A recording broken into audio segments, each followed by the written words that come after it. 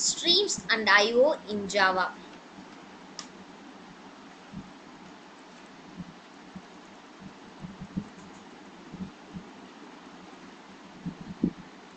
Streams. Stream is a sequence of data, and in Java, stream is composed of bytes. Java performs I/O through streams. File handling in Java can be performed by Java I/O API, Application Program Interface. Package used for input-output is java.io. In Java, three streams are created: system.out standard output stream, system.in standard input stream, system.err standard error stream.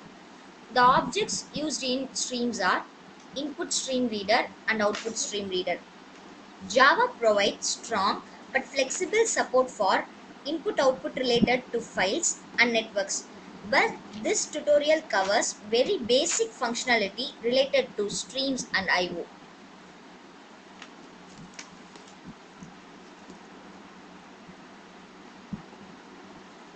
The two objects used in streams are input stream reader and output stream reader. Input stream reader is used to read data from a source. It's classified into file input stream, byte array input stream, object input stream, filter input stream, which is classified into buffered input stream and data input stream. In file input stream, it's meant for reading streams of raw bytes such as image data. Byte array input stream contains internal buffer that contains bytes and may be read from stream. Object input stream can be used to read and deserialize objects previously serialized by an object output stream.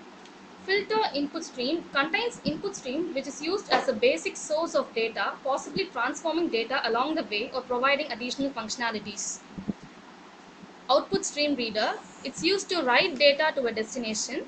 They are further classified into file output stream, byte array output stream, object output stream, and filter output stream, which is classified into buffered output stream and data output stream.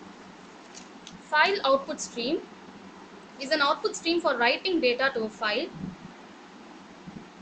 Byte array output stream is used for writing an array of byte to a stream. Object output stream is to write primitive data type of object to output stream, and filter output stream class is a superclass of all classes and contains output stream which it uses as a basic sink of data, possibly transforming data along way or providing additional functionality. Now this is a simple example to explain the input-output stream. I'm using the package java.io to use the input-output operation. The mobile is used as a class in which the basic operations are going to be involved. Three attributes, namely name, model name, and the mobile name, have been used, where the mobile name is used for getting the input from the user. Two types of functions have been used: input function and the description function. In input function, we are getting the input from the user, and with the help of the buffer reader, which acts as a temporary storage, br.readline, we are getting the input from the user. And in the system.out.println, I'm printing the mobile name. In the description function,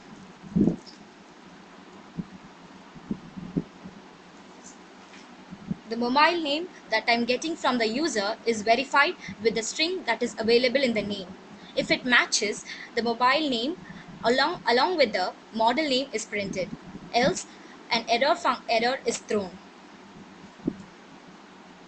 This mobile class is called from the main class name IOStreamDemo, and the mobile mob is equal to mobile new mobile. This is a basic declaration method for declaring a object for the class mobile. mob.input is used to call the input function, and mob.description is used to call the function description.